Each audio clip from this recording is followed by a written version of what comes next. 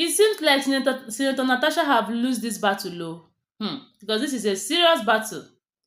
Sexual harassment is not a small thing, and accusing someone, a whole Senate president, that he harassed someone's wife sexually is not also a small thing. But what I'm seeing in this particular issue now is that people are speaking against Senator Natasha. Even senators, both male and female, with what I have counted, majority of the senators are speaking against Senator Natasha, saying that she went so far. Yes, that she went so far. That she shouldn't have reported the Senate president because the Senate president have the right to change his seat anytime, any day.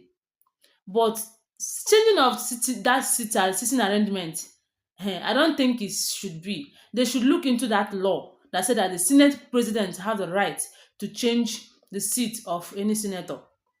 Because uh, the Senate president might ask any senator, any female senator for something kind in terms of that kind thing that Senator Natasha accused him of.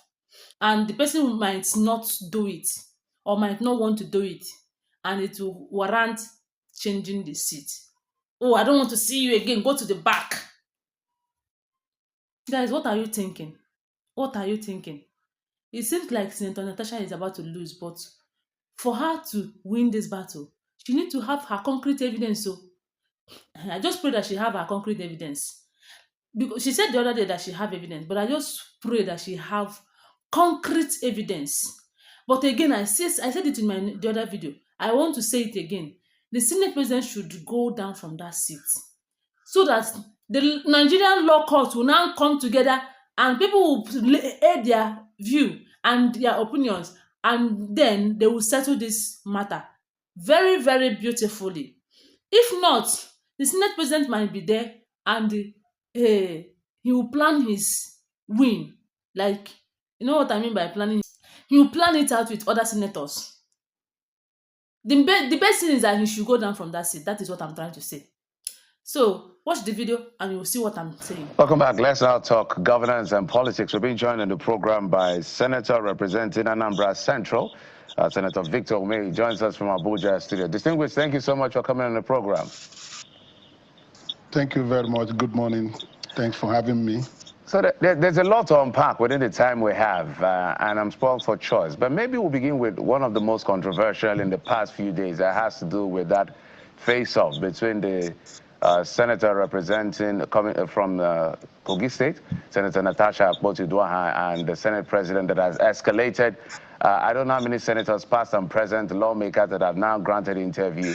Because of some of the revelations she's made and allegations she's made, it has taken even some form of, you can call it colorations, whether it's ethnic or regional. But I wanted your generic view on what is playing out between the senator and the Senate president. What's your view as far as the allegations are concerned, and the responses that the Senate, even the leadership of the Senate, is giving to some of those things raised? Well, this is actually not something I would have loved to start with in this interview, but putting it across first, I will not shy away from it. For the fact that I'm a senator and the issues developing are things that will impinge on the integrity of the Senate as an institution. We will not stay by and allow the Senate as an institution be brought to disrepute and ridicule, because the allegations that came on the media through the interview you are referring to, the allegations are allegations that one would not expect to come from somebody who is a senator. The Senate is not a small institution. It's a very big institution, the highest parliament in this country. It's not a House of Assembly, and it's not perhaps the House of Representatives. It's the Senate. And the people who are in the Senate are expected to conduct themselves with the highest decorum possible So you would imagine how scandalized any senator would be to watch on television, see a senator make those allegations against the presiding officer, the Senate president. It's not something anybody can wish away and sweep under the carpet. One is that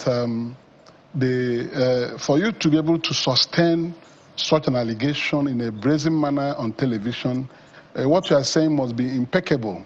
It must be justifiable. And even if it is justifiable, there are rules and procedures of addressing anything. Running to the television and begin to throw such allegations, myself, I take a great exception to that.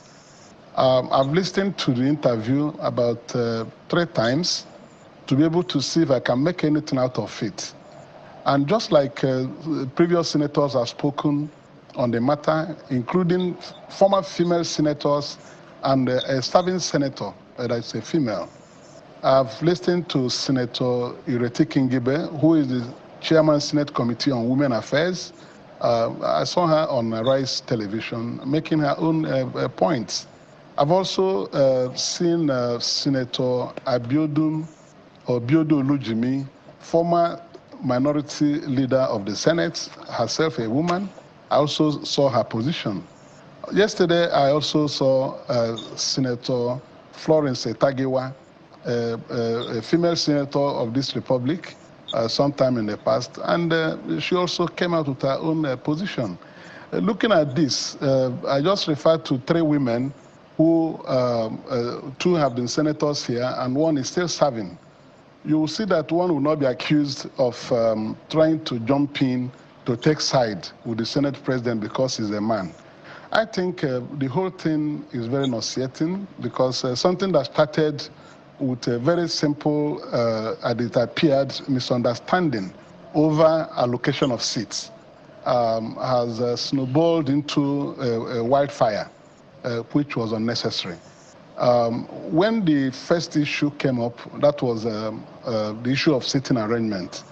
I wasn't in the chamber, I was in Lagos on assignment on behalf of the Senate, and I saw all those things on television, and I wondered how that could be an issue. The Senate is guided by rules. We have our standing rules, and everybody has standing rules of the book rules of the Senate.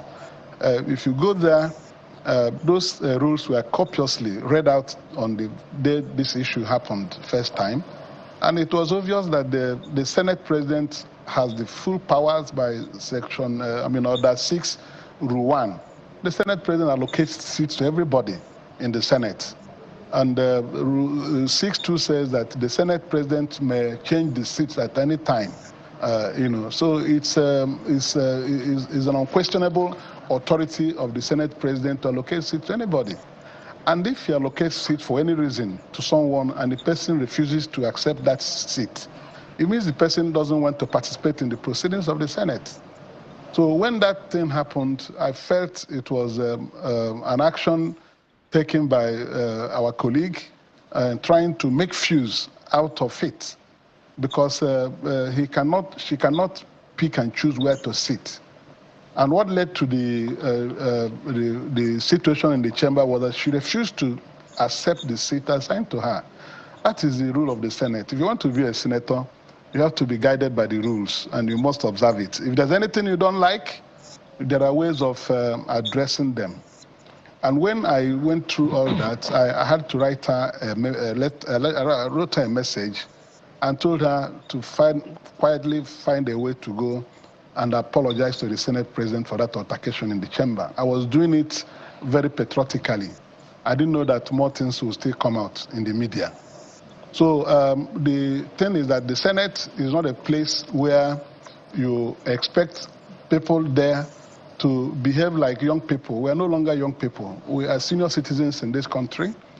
That is why in that chamber you have former governors, retired permanent secretaries, former deputy governors, and people who have been in the Senate, sometimes some of them 4 or 5 tenures. So it's not a place you want us to be discussing trivial things. We had to focus on issues of national importance, things that will help us drive the nation. you know, on a stride of development and progress. All right, Senator Ome. So I'm not happy. I'm not happy with what has happened, and it was uncalled for. Indeed, it's a whole gamut of issues. The rules of the Senate, issues of national importance.